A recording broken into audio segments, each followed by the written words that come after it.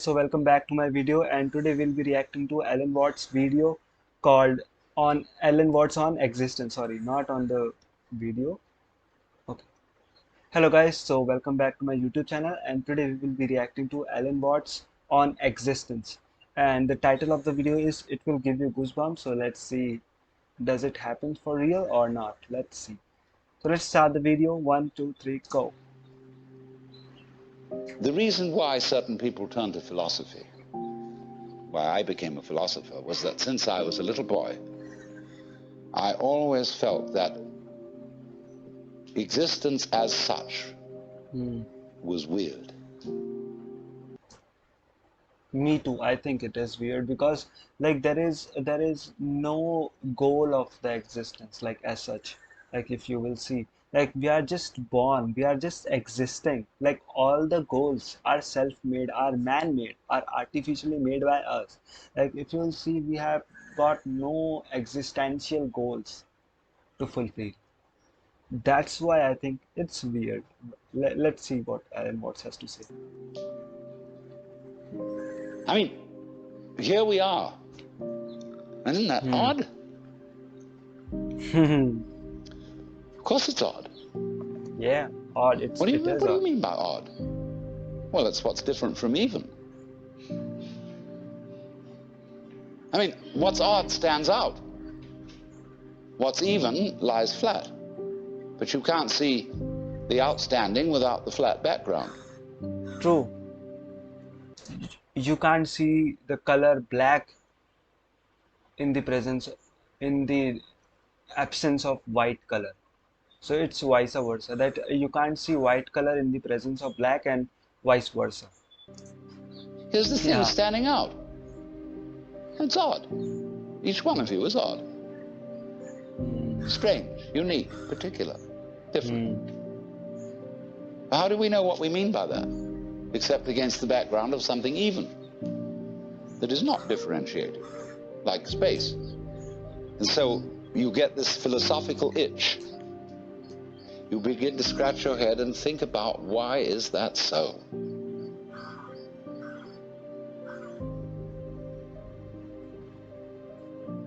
Well, after a while, you realize that's a meaningless question. And you ask, how is it so? Well, that leads you into science and other investigations.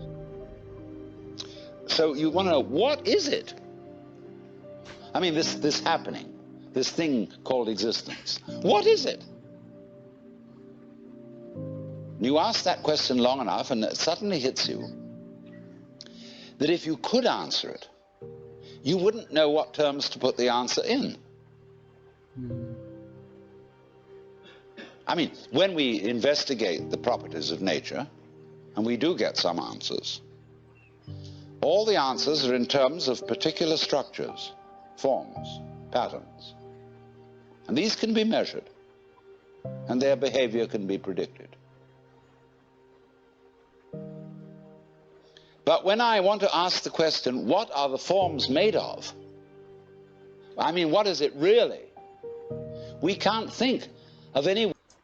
Like he's trying to say that the answer that we get, it's in the particular structure.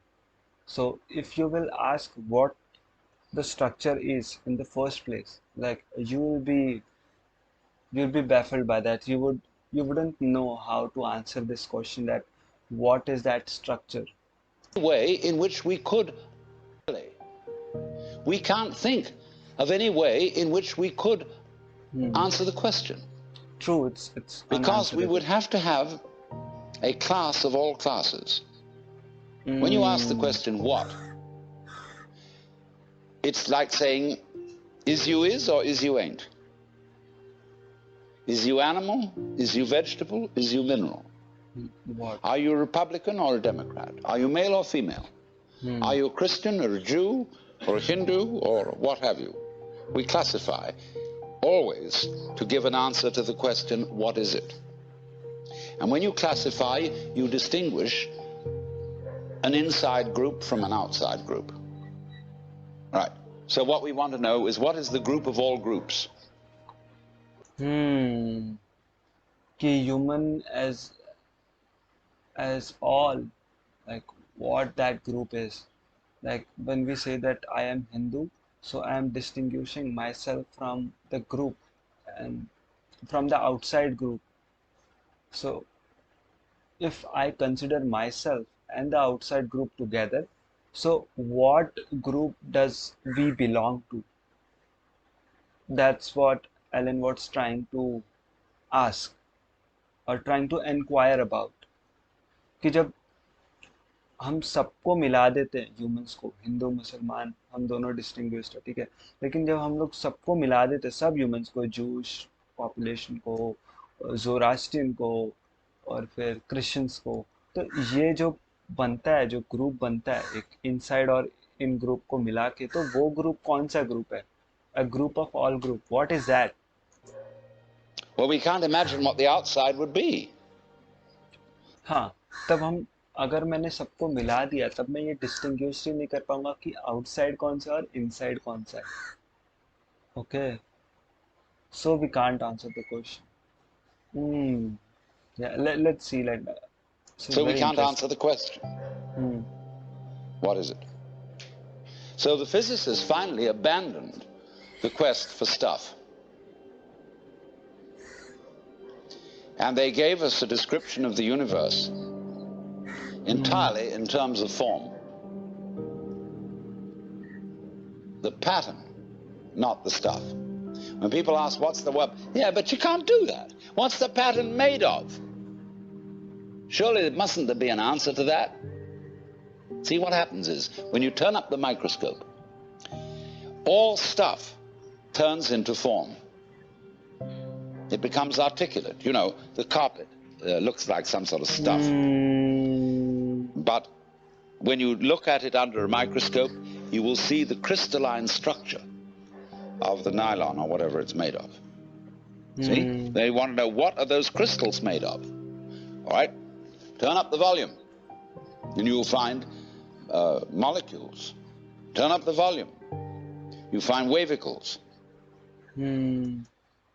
Like when we see something from far, like we see one whole thing, but when we zoom into it, we can see different structures that made up to this one singular form.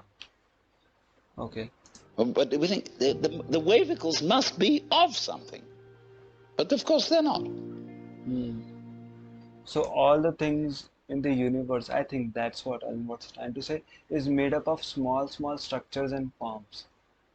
And that small structures and forms are also made of some smaller particles. Okay. We find substance or stuff totally vanishes. We say, does it matter? What does that mean? Does it matter? Is it important? In other words, does it measure up to anything? Matter comes from a Sanskrit root matra, which means to measure. So from this root matra, we get, going on into Sanskrit, we get the word maya. And maya is generally translated illusion, although it also means magic, creative power. The word illusion, switch over, we get that from Latin, and that comes from the Latin ludere, to play. Let's pretend that we matter.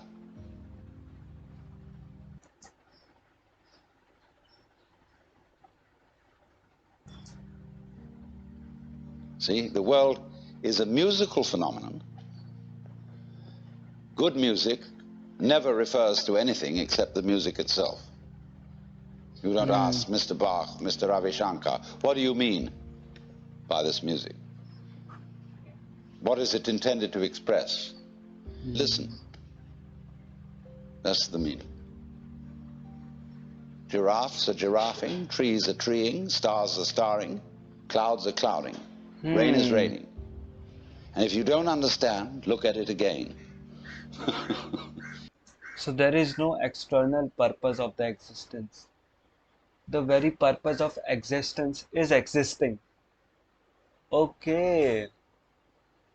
Deep And thought, people are bro. people. People are peopling, Wow. existence are existing. Okay. Okay, We I got the idea. notice that all these suchnesses appear and disappear. They keep changing. They come and they go. Hmm. Mm. But if you get hung up on your particular form, That is called as ego. I think we take one of our form very seriously and we get extremist about it. I'll have to alter the language a little bit because you see, your form makes a duality, Hmm. whereas you are your form. Hmm. You're what you. But don't trust your form fully, because if you closely look onto your form, then you will see that you are made up of way smaller forms. And if you look at that too, like you will find you are made up of smaller than that forms. So you are actually a collection of whole lot of things, and you only see one thing. So you think that okay, so I am only one thing, but you are not the only one thing. You are made up of everything, air, soil, like you're everywhere actually. So this is the philosophy, this is the spirituality, that you are everywhere. If you could see the smaller version of yourself, you will find that it's dispersed in the whole environment, in the whole universe. So You're doing. yeah, Now you think, we tend to identify ourselves with one or single thing, for one or some two things. strange reason, I must make that go on as long as possible. Mm. And therefore you think you have an instinct to survive. Mm. And so the only thing anybody can agree about today, so far as the discussion of ethical and moral problems are concerned, is that we ought to survive. And therefore, certain forms of conduct have survival value and certain forms don't. But when you say to yourself, you must go on living, you put yourself in a double bind. Because you said to a process which is essentially spontaneous that it must happen. Mm. And the basic form of the double bind, which is imposed upon all children, is you are required to do that which will be acceptable only if you do it voluntarily. So when we say to ourselves, Okay, that the playful that playfulness of child is butchered by their parents, that their parent says do what is acceptable and do what is very voluntary, don't do anything which is instinctive in nature, don't do that. So it causes child to become handicapped in a way to express themselves. So they then starts doing what is acceptable, which is very voluntary to do. And one thing about voluntary activities is that it takes so much energy, it drains out energy. So it's like the life energy that was flowing through you before than that, it's gone now.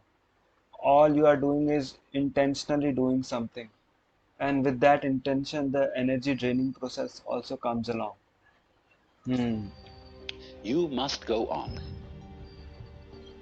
And also, those who say that I will keep on living or I am living the best life, they are actually not, because those who are actually living it, they don't have to say it loud. They become the great example of living, not their words. So if one has to express through words that I am living a good life, then it's the symptom, it's a sign that actually he is not, because he would have living that perfect life, he would not have told us. It would have we would have seen it on his or her face that yes, he is living. So you have seen like certain people are so happy when you meet them, or certain people have this smile on their face. So it's the life energy flowing through it, flowing through them, sorry, not it, flowing through them. So that's what life constitute of. Life is not about planning, life is about expressing instinctively. The reason is, you see, that we are not living in the eternal now. Hmm. because we Where have trapped in this idea that we will create a beautiful future, and that future doesn't come, because every future come as a present moment. So if you don't have the habit of living in the present moment, then in the future present moment you will also live in the future moment.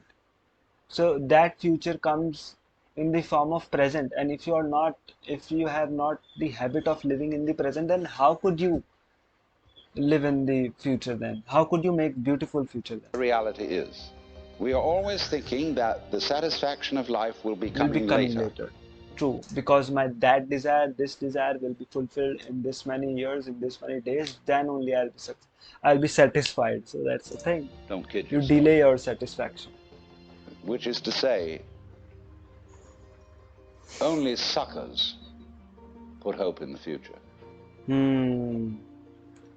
Because that implies that they don't have anything to look up to in the present. That's why they are dreaming about future, and that future never comes through, and they are very sad about it. Then they say that I am facing existential crisis. Fool, you are not facing existential crisis.